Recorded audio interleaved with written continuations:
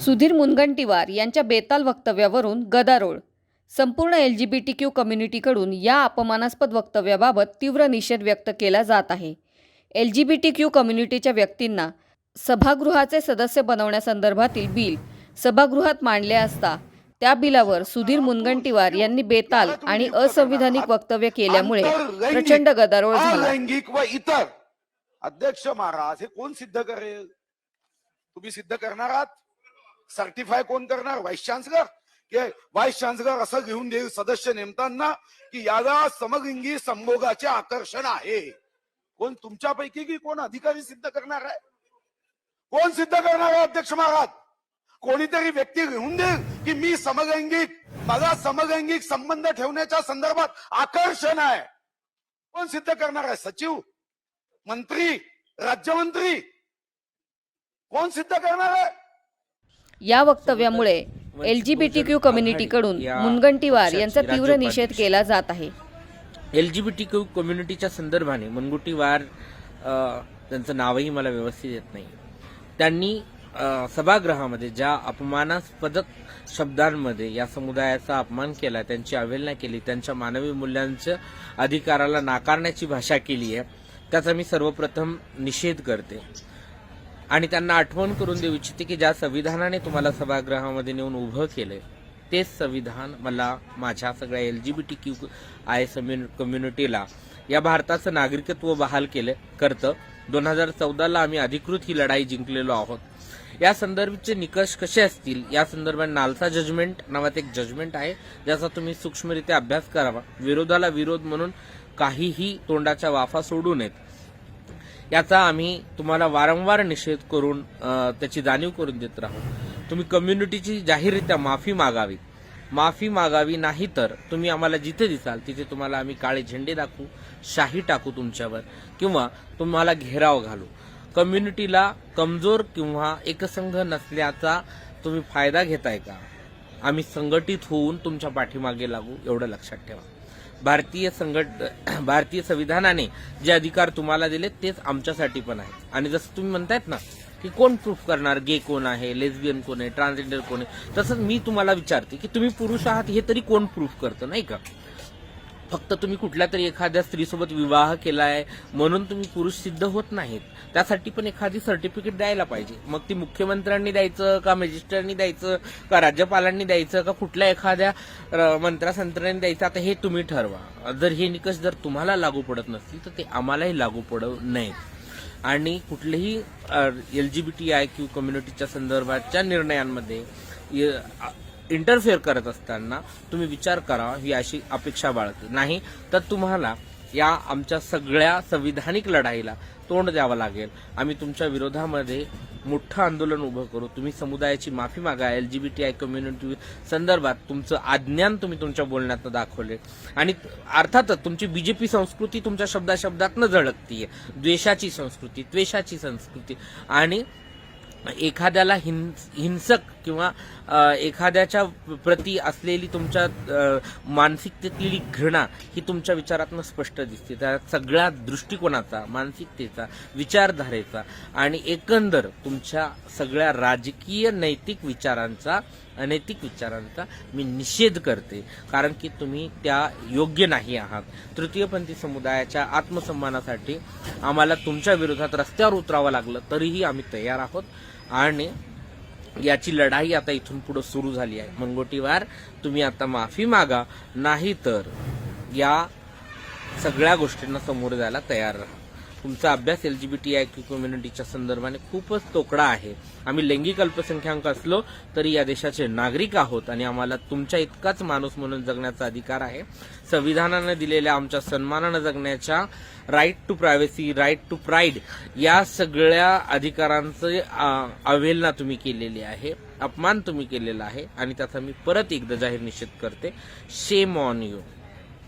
काल विधिमंडळामध्ये चर्चा करत असताना भाजपाचे मंत्री सुधीर मुनगंटीवार यांनी विद्यापीठ विधेयकाच्या संदर्भामध्ये चर्चा करत असताना विद्यापीठ विधेयकामध्ये समलैंगिकांना जागा मिळावी, समलैंगिक व्यक्तींना त्या ठिकाणी पदसिद्ध नियुक्त केलं जावं, याविषयीच्या याविषयीचे ठराव होते, याविषयीच्या तरतुदींची त्यामध्ये मांडणी केलेली आहे. पण सुधीर मुनगंटीवारांनी काल या सगळ्या विषयावर चर्चा करत असताना ज्या पद्धतीने उपहासात्मक पद्धतीने सगळी चर्चा केली आणि एकूणच संपूर्ण समलैंगिक समुदायाच्या संदर्भामध्ये एक लोकप्रतिनिधी, बेजबाबदार लोकप्रतिनिधी असं मी म्हणेल, कारण त्यांच्या वक्तव्यावरून ते जबाबदार लोकप्रतिनिधी आहेत असं मुळातच जाणवत नाही. त्यांनी ज्या पद्धतीने काल बेताल वक्तव्य केलेली आहेत आणि संपूर्ण समलैंगिक समुदायाला ज्या पातळीवर अगदी सोशल डिस्क्रिमिनेशन होईल किंवा ज्या पद्धतीनं घटना प्रदत्त अधिकार आहेत, नागरिकत्वाच्या अधिकारानंतर आलेली जी काही गेल्या 20-22 वर्षातली ही सेकंड फेजमधली लढाई आता एक संपूर्ण समलैंगिक समुदाय या क्षणाला लढतो आहे. तर संपूर्ण समलैंगिक समुदायाला ज्या पातळीवर त्यांनी काल शब्द वापरलेत किंवा ज्या पातळीवर त्यांनी भूमिका घेतलेली आहे, म्हणजे अक्षरशः मुनगंटीवारांसारखा व्यक्ती जो की केंद्रात सत्ता असलेल्या भाजपाचं प्रतिनिधित्व इथे करतो, मी एकेरी सुरावर जाते. पण आता या क्षणाला प्रचंड डोक्यात राग आहे, पण त्याला पर्याय नाही आहेत. मुनगंटीवारांनी ज्या पातळीने ज्या पद्धतीने शब्द वापरलेत की कुणाला असेक्शुअल म्हणावं, कुणाला समलैंगिक म्हणावं, अक्षरशः त्यांनी प्राण्यांसोबत सेक्स करण्यापर्यंतची तुलनात्मक पद्धतीने ज्या पद्धतीने शब्द वापरला, तर मुनगंटीवार महोदय समलैंगिक हे प्राण्यांसोबत सेक्स करत नाहीत, ते इतके अमानुष नाही आहेत. मानवी भावभावनांचा आदर करून त्यासोबतच ते आपल्या भावनिकतेसोबतच शारीरिक गरजा, ज्या नैसर्गिक गरजा आहेत, या तुम्हालाही चांगल्या प्रकारे माहीत आहेत, तर त्या गरजांच्या पूर्ततेसाठी ते विकृत मनोवस्थेमध्ये नसतात किंवा ते विकृत चाळे करत नाहीत किंवा ते मनोविकृत नाही आहेत. माझा पूर्ण समुदाय, ज्या समुदायातून मी येते, संपूर्ण समलैंगिक समुदाय, तर हा संपूर्ण समलैंगिक समुदाय हा स्वतःच्या नैसर्गिक मानवी भावभावनांना निकोप पद्धतीने हाताळत जगतो. हे आजवर सिद्ध झालेलं आहे. इतरत्र झालेल्या सगळ्याच घटना ज्या असतील, त्या लैंगिक शोषणाच्या संदर्भामधल्या असतील किंवा बलात्काराच्या संदर्भामधल्या असतील, तर त्या हेट्रोसेक्शुअल कम्युनिटीकडून झालेल्या आहेत. समलैंगिक समुदायाकडून अशा पद्धतीचं विपरीत कृत्य कधीही झाल्याचं आढळत नाही किंवा विपरीत पद्धतीने केल्याचं ते दिसत नाही. काही अपवादात्मक उदाहरणं सोडली तर ती सगळीकडेच आहेत. ते तुम्ही लक्षात घेणं गरजेचं होतं. तुम्ही लोकप्रतिनिधी आहात म्हणून ज्या पद्धतीने जबाबदार वक्तव्य तुम्ही करायला हवं होतं, पण कालच्या तुमच्या वक्तव्यामध्ये कुठेही जबाबदारपणा आढळला नाही. अगदी बेजबाबदार पद्धतीने, बेताल पद्धतीने तुम्ही काल बोलत होतात. तर या पद्धतीने बोलणं हे तुमच्याकडून अपेक्षित नाही आहे. मुनगंटीवारांचा निषेध करा. भाजपाच्या संघाच्या आणि जेंडर डिस्क्रिमिनेट अशा पद्धतीचं वक्तव्य करणाऱ्या प्रत्येक व्यक्तीचा निषेध नोंदवला गेला पाहिजे, कारण समतेने माणूस म्हणून जगण्याचा अधिकार आपल्या सगळ्यांना आहे. आपण आंबेडकरी आहोत. आपल्याला तो अधिकार आपल्याला संविधानात्मक तरतुदीने बाबासाहेबांनी दिलेला आहे. तर त्या अधिकाराचा वापर करूया आणि मुनगंटीवारांचा निषेध वक्तव्य करण्यासाठी एकत्र येऊया. या संघर्षामध्ये तुम्ही कायम सोबत होतात, सोबत आहात, सोबत राहणार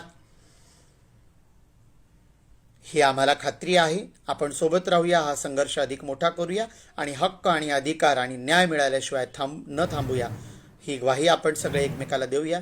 एवढं बोलून थांबते. सर्वांना क्रांतिकारी सन्मान जय भीम. मी त्रिपुटी आहे. माझं नाव राजेश्वरी गोरे.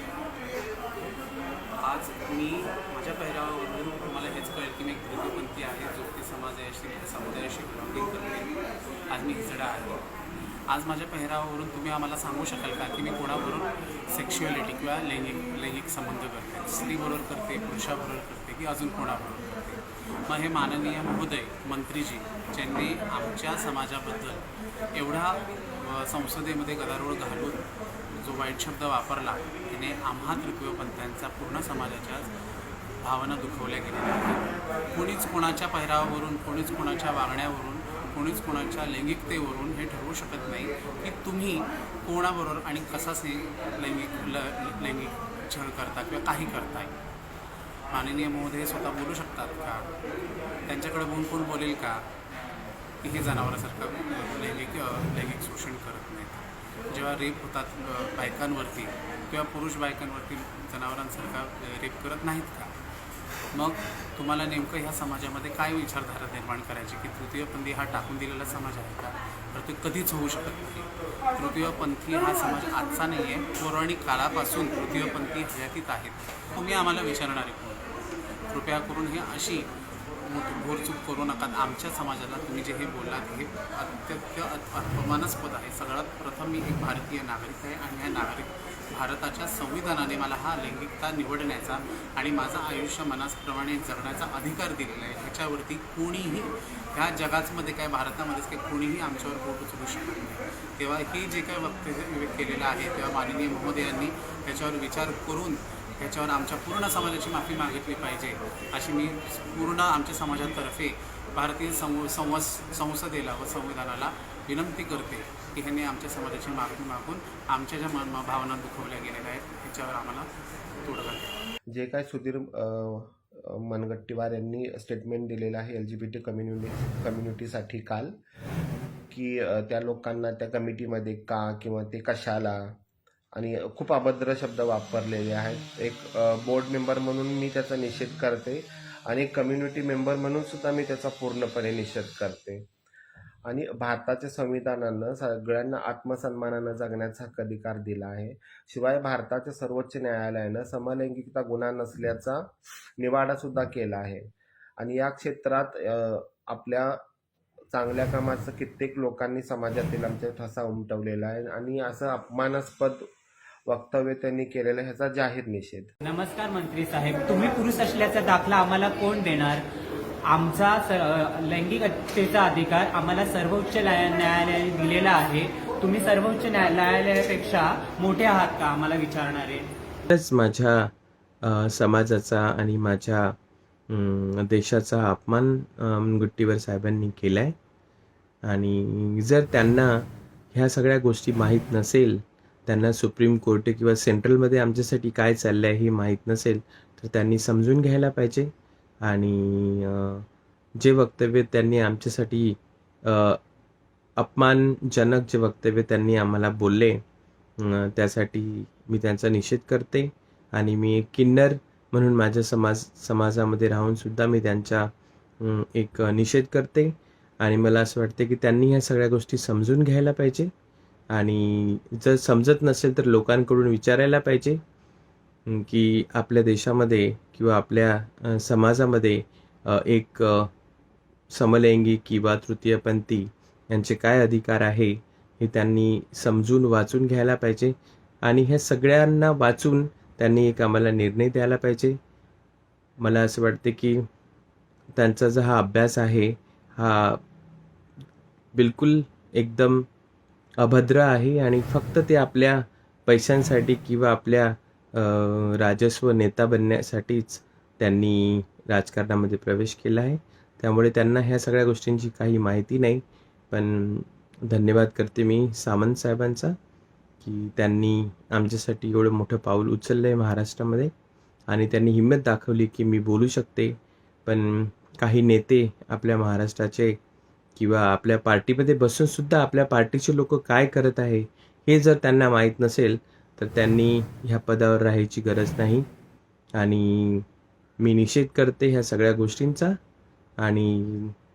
आणि माझ्या समुदायासाठी, माझ्या समाजासाठी नेहमी चांगलं व्हावं किंवा तुम्हाला ज्या सुखसुविधा सरकारकडून मिळते त्या आम्हाला पण मिळावं अशी आशा करते. भारतीय संविधान लिंग, वर्ण, वर्ग, जात, धर्म असा कोणताही भेद न करता सर्वांना भारतीय म्हणून समान अधिकार देते. तरीही निवडून आलेले आणि सभागृहात गेलेले निर्बुद्ध नेते कोणताही अभ्यास न करता असंविधानिक बेताल वक्तव्य करतात. हे अत्यंत निंदनीय आहे. आम्ही समलैंगिक लेस्बियन आहोत याचं आम्हाला कोण सर्टिफिकेट देणार असं मुनगंटीवार विचारतात. पण मुनगंटीवार, तुम्ही पुरुष आहात याचं सर्टिफिकेट कोणाकडून घेणार आहात असा खडा सवाल LGBTQ कम्युनिटीकडून विचारला जात आहे. इतर स्त्री पुरुषांप्रमाणेच आम्हालाही संविधानाने माणूस म्हणून सर्व पातळीवर जगण्याचे समान अधिकार दिले आहेत. आम्हालाही आमच्या न्याय हक्कासाठी सत्तेत जाऊन आपला विचार मांडण्याचा, भांडण्याचा अधिकार आहे. तो नाकारणारे आपण कोण, अशीही विचारणा मुनगंटीवार यांना केली जात आहे.